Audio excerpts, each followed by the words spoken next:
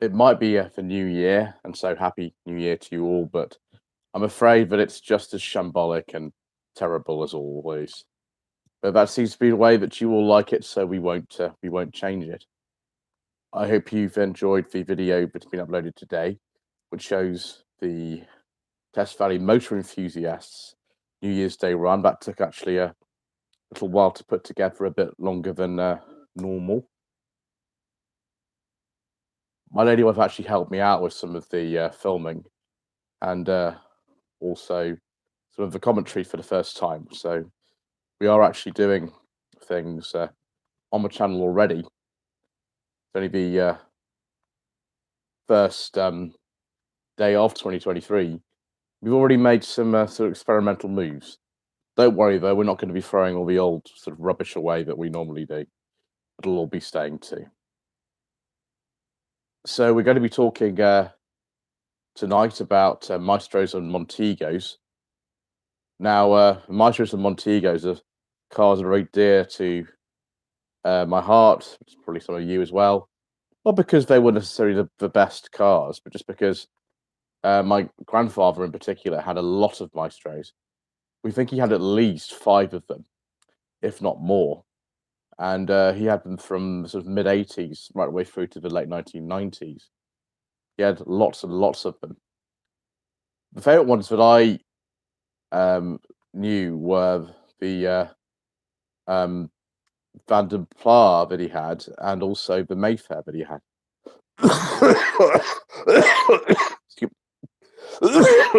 Excuse me. As you'll see in the channel update that's going to be going out at some point, my lady wife and I have been a bit sort of ill for the last couple of weeks. I suspect quite a few of you have noticed this really bad sort of cough that's going around. It's not just a cough; it's other things as well. It's dry throat, difficulty sleeping at night, that kind of stuff. It's amazing that we've actually managed to do as much as we have with what we've been going on. Just have a sip of this beer, but it was kindly given to me when I went to film the Fiat Grande Punto that you'll be seeing on the channel in a couple of days. Been given to me by Carl, who owns the Grande Punto. So I'd say dry neck golden beer. Very nice. So we'll have a look at some comments so far. Russell Thunder says, greetings and Happy New Year. Happy New Year to you as well, sir. Sean Cook says, Happy New Year, good sir, to you and your lady wife. As my lady wife has been very kind. She's not actually very well, but she's been very sort of stoic and just keeps going. Joseph Shaw says, Happy New Year, sir. Happy New Year to you as well, sir. Julian Knight says, good evening, sir. Happy New Year. Good evening to you as well, sir. Happy New Year. Rare VHS Upload says, was the Montego Estate boot volume larger than a 75 Tourer? I'd have to actually look that up. So maybe somebody in the comment section can do that, but I don't actually know. Might have been. The Montego boot volume was absolutely vast for a car of that size. The only other one I know that might have been bigger would be something like a 740 or a 240 Volvo. But the Montego Estate's got a really, really big boot, and often they were 7-seaters too. Simone from Classic says, no illness here, luckily. Yeah, you don't want to have what I've got and what other people have had. I think I probably picked it up on the trip to Scotland, actually, either at one of the airports or one of the planes. But yeah, loads of people have got to have it around here. Russell Under says, what reproduction numbers for the Maestro and Montego? I still see the occasional Maestro, but haven't seen a Montego in a long time. I think because the Maestro was a cheaper car, they did actually sell a few more of them. The Montegos, a lot of them were fleet spec and were given out driven by fleet drivers, and I think that probably doesn't help with the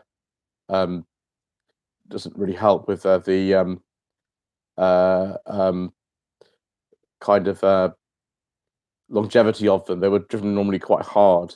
The Montego is the better car. There's just absolutely no doubt about it. The Montego drives better, drives a lot better than the Maestro.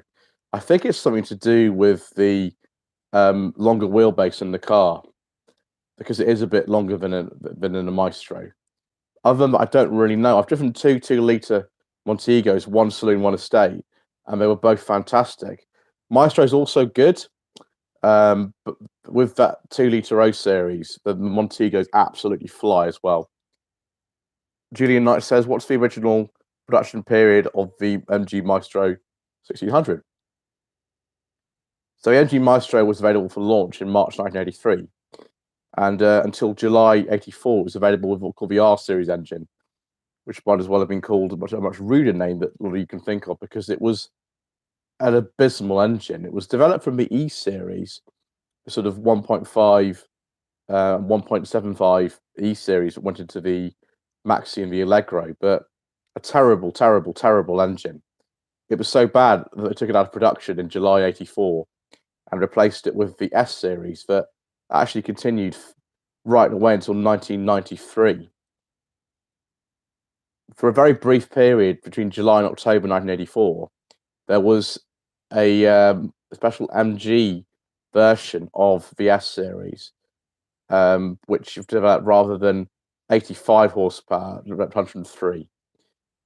So R series MG Maestro, March 83 to July 84. S series MG Maestro, July to October 84. October 84 through to, I think it's about 91, 92 was a 2-litre EFI MG Maestro. Hope that answers the question. The later Vanden Plas are my favourite Maestros. There weren't tons of them made. There are some around. I've seen a lovely late Vanden Plas.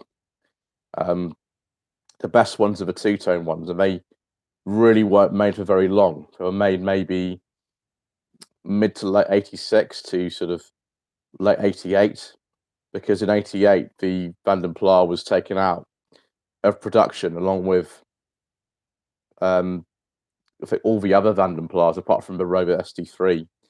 That includes the Montego as well. With the Maestro, it wasn't directly replaced particularly. The kind of SL and the LX kind of replaced the Mayfair and Vanden Plas, but they weren't quite as luxurious as those. But the Montego, they were replaced. They were replaced by a car called the GSI, and those are quite rare, really quite rare. There's really very little of those left, very, very few. Paulia Galtieri says, good evening, sir, and Happy New Year to you as well, sir. That beer's pretty good. Quite enjoying this. Nicky Boy says, how did the Montego 2-litre SI fit in the rest of the range, particularly the MG 2-litre EFI? That's actually a really good question. If you think about the Metro GTA that came in around 1988, 89, as opposed to the MG, it was a bit like that. It was a very slightly kind of sort of down-spec'd version of the MG. Rather like the Mayfair being a down-spec version of Vanden Plas. It's kind of like that. Russell Hunter says, I always thought the K series would have been a good fit for the cars. Well, it might have been, but the thing is that they wanted to get rid of the Maestro and Montego around sort of 88. They wanted to get rid of them, but they had no money to develop a successor to them. They kept them going with like minimal development. The K series, of course, appeared in 89 in the Rover R8. The Rover 214 was the first one to get that. And they wanted to push people towards the more profitable and more modern cars when that came out. And effectively, the 214 was a Maestro replacement. But the thing is, the Maestros kept on selling because there were slightly different propositions. There were slightly different kind of parts of the market. The Maestro was a very practical and quite inexpensive car to run, particularly for the 1.3s. And there wasn't anything at the bottom end of the 214 range that quite did it in the same way. So they decided, because the development costs were so minimal to keep it in production, that they would, and they did until about 1994. So yeah, that was pretty special, actually, to have two very different cars on sale at the same time. A Montego, it was sort of replaced by a Rover 600, but that doesn't really cover the estate version, because the estate version, even compared with the 400 Tourer, was so much bigger. It wasn't really the same at all. So they just sort of kept it going. It kept on selling. Actually, the later Montegos are really, really good. They're really, really good. The dashboards are tending to crack and things, but the rest of them are just, and actually not as bad as people would about tell you. Really, they're pretty good. Considering how dated the design was by 1994, they're really quite impressive in a way.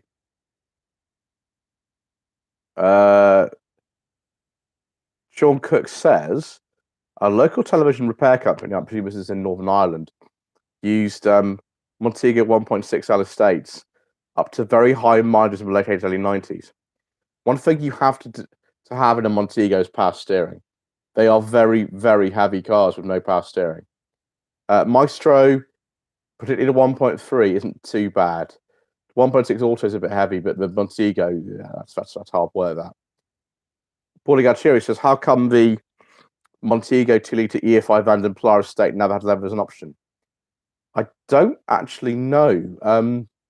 I think they might have had leather as an option. So I think the early ones didn't. I can't remember the exact details. There's a very good website, which is, I think, VP Info, talks about all Van den Plar models.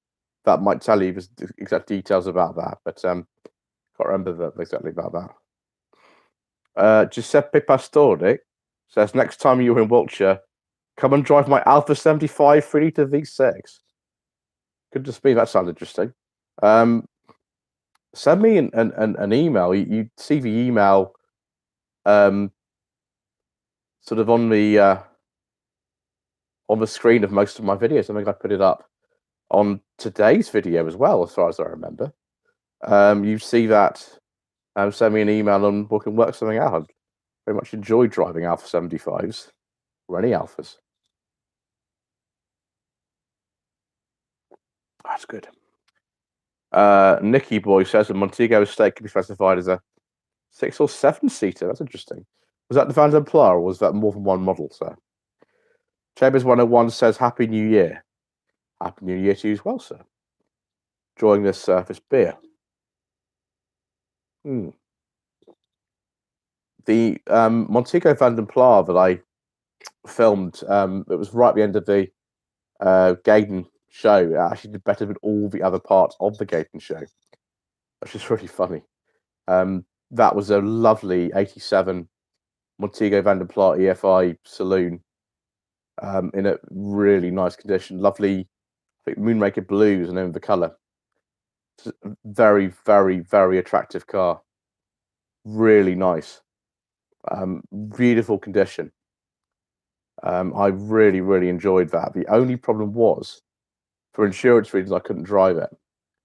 Now, I do have another one I've been offered. This one's an auto, rather than a manual. And the car's not on the road at the moment. It's a slightly earlier one. It's a pre-fay, like a sort of early one, this one. And I hope that I'll be able to have a go in that at some point later this year. I have toured the idea of saving up and buying a Montego Van den Plar, but there's so few around. There's maybe kind of, I don't know, 4 or 5 of them on the road. So I know now 2 of the owners of these 4 or 5 cars. It's crazy. But hopefully I'll be able to get hold of one again for a little drive at some point. Vincent Yerkes says, Happy New Year, sir. Happy New Year to you as well, sir. I shouldn't have this because I'm getting slightly drunk now. Chambers 101 says the 300 test mules were dressed up as Maestro vans. They certainly were. There was actually a plan to kind of make a sort of soft roader type thing out of a Montego estate, I think in the early 90s. It didn't happen, but you see the drawings and things of this sort of jacked up Montego estate. That might have done quite well. Patrick from the Maestro, Montego, and Metro Appreciation Club is here. Good evening, sir. Nicky Boy says, Wolverine model had the 5 or 7 seater configuration in the Montego estate. Yep, it did. Rear facing seats were the same as in the Volvo 245. Well, my mother had a 240, which used to be called a 245. And yeah, exactly. You sat in the boot if you were the sort of 6 or 7 passengers. And I have had a Montego estate on the channel, which actually have 7 seats in it, and they still work as well. You can't get away with that kind of thing these days because of crash regulations, but there were a number of cars back in the day that did use seats like that. Vincent Yerkes says, I'm new to the channel. I like your content. Well, that's very kind, sir, because there's an absolute ton of it. I think we're on well over 1,200 videos now. So if you want to watch a lot more content from the channel, but it's all there for you. Lots of playlists as well are set up already. Nicky Boy says the 7-seater Montego estates had headrests. They did indeed, yes, at the back. Russell Under says the 740 estate had rear-facing seats too. I was forced to use those stupid seats as a child. Yes, the 740s had them. So did the 240s. I also travelled to the back of the 240 when I was a child. My brother used to quite enjoy going the back of those, actually. Eventually I grew too tall to go in the back of them, but maybe until the age of about 10 or 11 I was using them. Phil Harrison said, did a 1.3 Montego have a 5-speed gearbox? Do you know what? I don't know. There was only ever one 1.3 Montego variant sold, and it was right at the bottom of the range. I don't think it was sold for very long. I think, from memory, I've seen one, and I think it had a 4-speed box, but it's quite possible that was an option to have 5 speeds.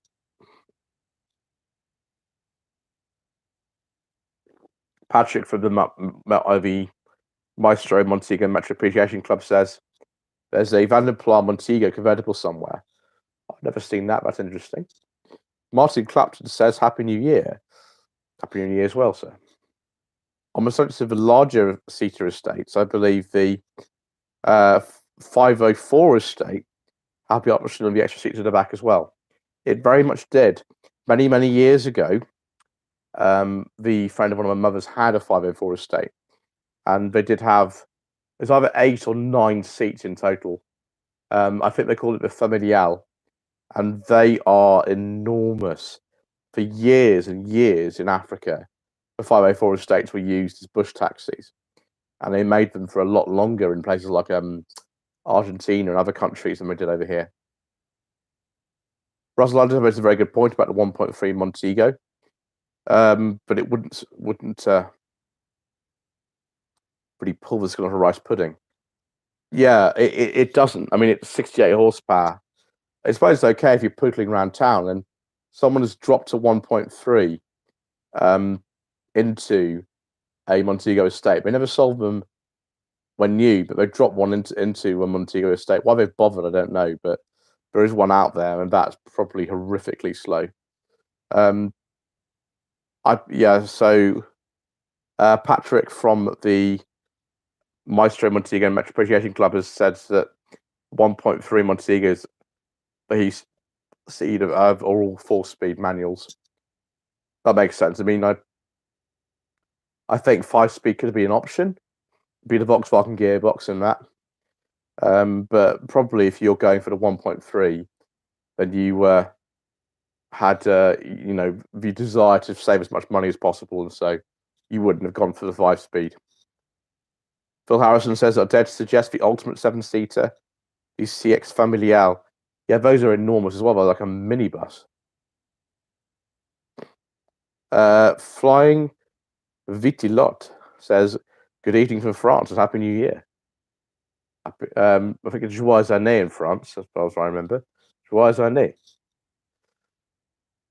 Fuel Power says, Mr. Bill, good evening, Mr. Bill. Phil Harrison says when the 1.3 Maestro had a 5-speed. Now, some of the Maestros had a 4-speed gearbox, some had a 5-speed.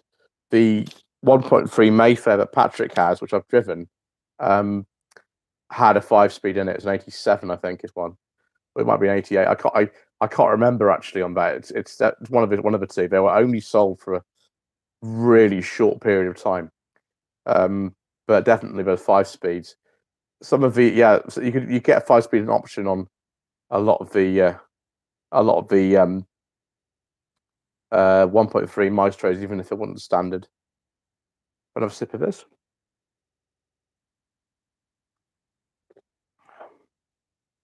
Flying Vitelot says need to say the Montegos and Maestros are very, very rare in France. Yeah, they'll be exceptionally rare in France.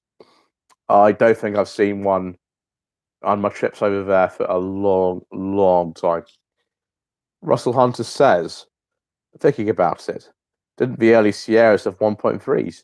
Yeah, they did. You could buy, I think it was a 1.3 CVH in those. I can't remember if they had the Pinto as well. So somebody expert in Ford to be able to say whether they had a 1.3 Pinto or a CVH. I forget now. It could be the Pinto. Mr. Coleman, if he was here, would say fuel power. Oh, it's Lady Caldwell Holmes. It's not Mr. Billman. Good evening, your ladyship. It's a pleasure to have you with us. Paulie Altieri, I think this is in response to that 1.3 Sierras, saying yes, they had 1.3 engines. They did. That'll be a bit miserable. The most poverty spec Sierras of all. They didn't have the poverty mirrors. A Sierra is the only car I've seen that had nice mirrors and poverty mirrors. And I've seen both of them. The poverty mirrors were dropped after a few years, but they had poverty grills as well. So if you had the gear, you had a very nice smooth front end. If you had like a GL or an L, there was a different front end which had a kind of like a separate grill on it. And then the really, really poverty spec Sierras had an unpainted grill on the front. I've only ever seen pictures of those.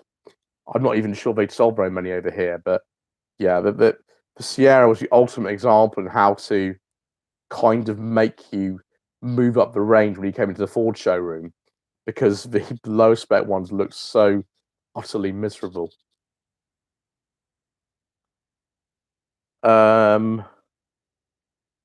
So Patrick from the Maestro and Montego Metro Appreciation Club says, a chap I know has a 1.3 Montego, and it pulls very well and cruises on the motorway at 70 miles an hour, no problem.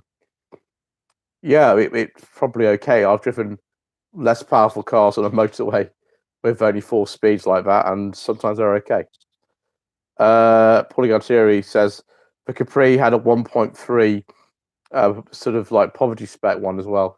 Yeah, the Caprice did have one of those. It was normally, I think, on the Caprice, a Kent engine of 1.3s, all the way up to the 3-litre Essex was the most powerful one. But I know the standard ones, the RS 3100s were also available, the Mark 1s. But by the time of kind of the Mark, the Mark 2, Mark 3, the most powerful ones were the 3-litre Essex. Then 2.8 was slightly more powerful than that as well.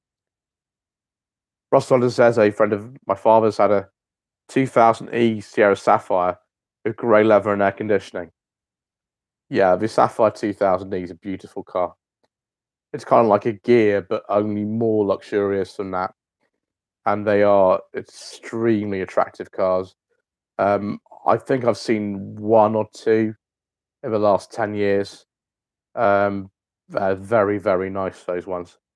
I hope to actually drive a Sierra at some point more than just around the car park where I drove it to the Great British Car Journey, because when you go there, you can't drive it on the road. You have to drive on a private test route, which is absolutely fine. It makes a lot of sense to do that. There's no sort of issues with insurance and all that kind of stuff if you do that. It's all very controlled. But it means that you're wanting kind of more. You want to have a proper go, and it's not possible there. Nicky Boy says they also did a 600E Orion. Yeah, they did. Yeah, yeah. It looks very similar to 1.6 injection gear. No surprise really. But yeah, those are very rare too. Excuse me.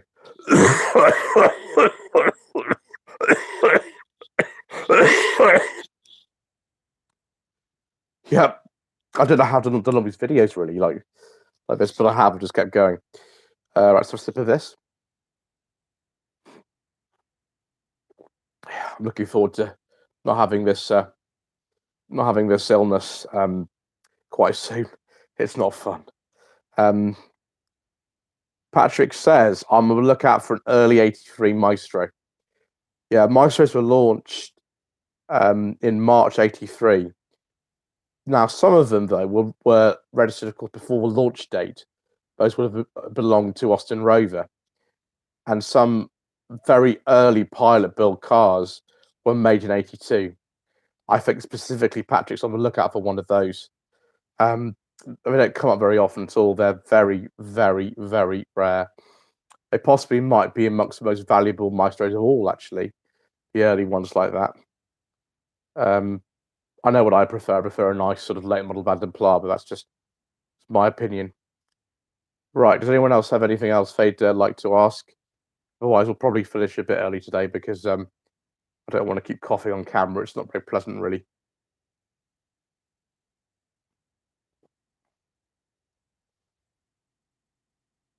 Okay. Well, I think that's it. That'll do for the New Year's Eve live stream. Dean Stanley says I should go to bed. I will be going to bed, so don't worry. Martin Hampton says Ford reinvented the specification cars in memory of the 1600E and 2000E Cortinas. Yeah, that's true. Russell just says any real difference between the BL cars and rotor cars. I've done a walk around of a rotor car at Maestro, actually, Russell. If you look on the channel, you should be able to find that, and that just sort of explains some differences. Vincent Yerkes says I'm in my 50s now, and all the cars I'm talking about, yeah, yeah, lots of cars. Maestro fell apart in 2 years. Montego collapsed too. The problem was that with the Maestro and Montego is that they were fundamentally quite well engineered cars. It's just the quality of them was quite bad, and they had lots of sort of problems. So the design wasn't necessarily poor. It was just the actual build, the assembly of them wasn't very good. If they'd had a bit more money to sort of do it properly, maybe would have been a different story. But there we go.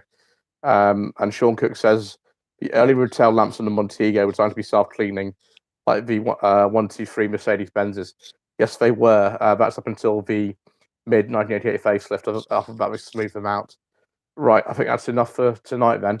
Thank you ever so much indeed once again for watching. Please don't forget to subscribe to the channel, like this video, leave a comment below, and thank you for your thank you for joining tonight and for all of your views and comments and donations, everything in 2022. All very much appreciated.